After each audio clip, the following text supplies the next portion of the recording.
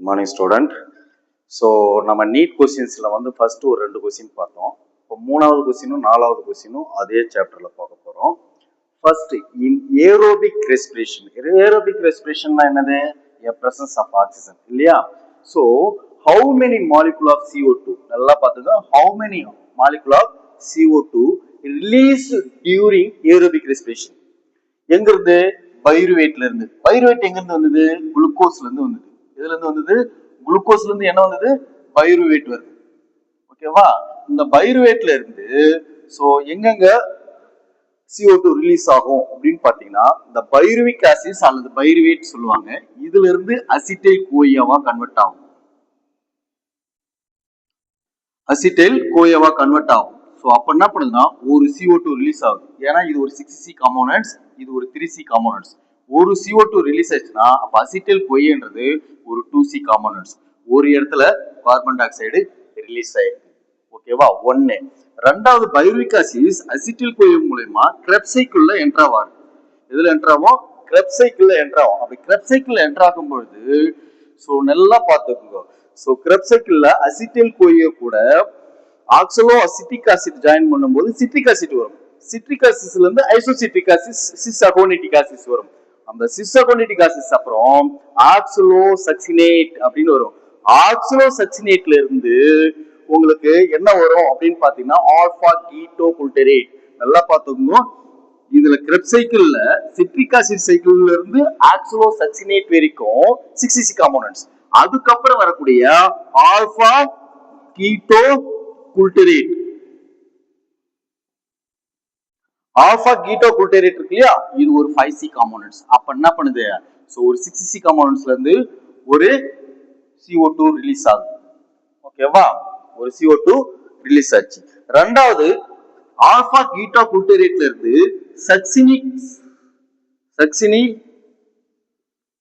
Succinyl கோயவா convert ஆகுது. என்னவா convert ஆகுது? சக்சினைல் கோயவா கன்வெர்ட் ஆகுது. அப்ப இங்க ஒரு CO2 ரிலீஸ் ஆகுது. அப்ப இது என்னது? ஒரு 4C காம்போனன்ட்ஸ். அப்ப ஒரு CO2, 2 CO2, இந்த இடத்துல ஒரு 3 CO2. இதுக்கு ஆன்சர் என்னன்னா 3. அப்ப சோ பைருவேட் வந்து எந்தெந்த சைக்கிள்ல எங்கெங்கெல்லாம் என்டர் ஆகுதோ அப்ப how many molecule of CO2 release ஆகுது அப்படின்னு பாத்தீங்கன்னா சோ 3 CO2 ரிலீஸ் ஆகும். இதே கொஸ்டின்ஸ மாத்தி கேட்கலாம். எப்படி கேட்கலாம் அப்படின்னு பாத்தீங்கன்னா number of decarboxylation. Decarboxylation remove of carbon dioxide தான். takes place a glycolysis up to நல்லா பாத்துக்கோ glycolysis up to கேட்டிருக்காங்க TCS சைக்கிள். அப்ப என்னென்ன இருக்கு? glycolysis இருக்கு. ரெண்டாவது என்ன இருக்கு? டீகார்பாக்சிலேஷன் மெத்தட்னு சொல்லலாம் அல்லது அது பேர் என்னது? லிங்க் ரியாக்ஷன் சொல்லுவாங்க. என்ன சொல்லுவாங்க? Link reaction. எதற்கு லிங்க் ரியாக்ஷன்ஸ் அப்படின்னு பாத்தீங்கன்னா TCS சைக்கிள். TCS சைக்கிள் என்னது? So Krebs cycle. என்ன சைக்கிள்? Krebs cycle. நல்லா பாத்துக்கோ. அவருக்கு என்ன क्वेश्चन கேட்டிருக்காங்கன்னா டீகார்பாக்சிலேஷன். டீகார்பாக்சிலேஷன் வந்து how many CO2 ரிலீஸ் ஆகும்? CO2 வந்து ரிலீஸ் ஆகுறது அது வந்து எங்க இருந்து அப்படின்னு பாத்தீங்கன்னா glycolysis up to TCS cycle. அப்ப என்னென்ன ரியாக்ஷன் இருக்காங்க? 1 glycolysis, 2 link reaction, 3 TCS cycle. இப்ப அந்த கிளைகாலிசிஸ்ல அப்படின்னு பாத்தீங்கன்னா டீகார்பாக்சிலேஷன் மெத்தடு என்ன பண்ணுது? நடக்காது. CO2 ரிலீஸ் ஆகாது.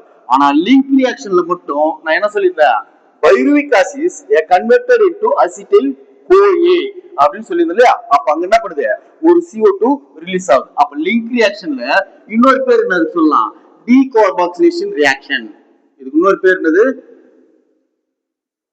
டீகார்பாக்சிலேஷன் ரியாக்ஷன் அப்படின்னு இன்னொரு பேரு சொல்லலாம். இல்ல பைருவிக் ஆசிட்ல இருந்து டீஹைட்ரோஜனேஸ் அப்படின்ற ஒரு என்சைம் இன்வால்வ் ஆகும். ஓகேவா? அது கூட ஒரு ரியாக்ஷனை சொல்லலாம். மூணாவது TCS சைக்கிள் அல்லது கிரெப்ஸ் சைக்கிள். கிரெப்ஸ் சைக்கிள்ல எங்கெங்க வந்து CO2 ரிலீஸ் ஆகும்னு சொன்னேன். So oxalosuccinate. நல்லா பாத்துக்கோ. ஆக்சலோ சக்சினேட் அப்படில இருந்து என்ன வரும்? Alpha keto குல்டரேட்.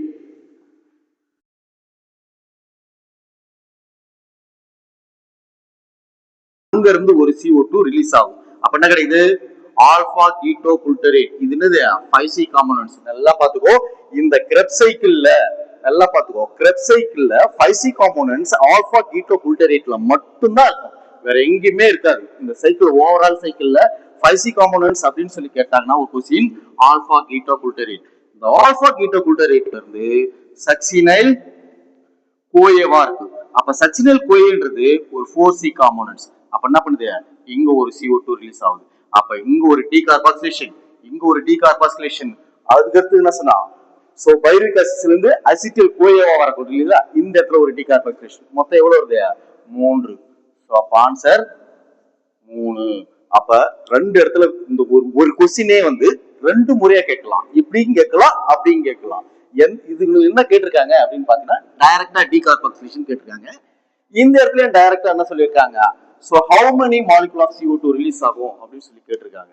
இந்த ரெண்டு கொஸ்டினுக்குமே ஆன்சர் 3. எந்தெந்த இடத்துல CO2 ரிலீஸ் ஆகுது அப்படின்னு பார்த்தா, சோ நமக்கு என்ன தெரியணும், கிளைகாலிசிஸ் தெரியணும், லிங்க் ரியாக்ஷன் தெரியணும், DCS சைக்கிள், இந்த 3 சைக்கிளும் தெரியணும். அதே மாதிரி அந்த 3 சைக்கிள் தெரிஞ்சதா எந்தெந்த இடத்துல டீகார்பாக்சிலேஷன் மெத்தடு நடக்குது அப்படின்றத தெரிஞ்சுக்கும். ஓகே, நன்றி.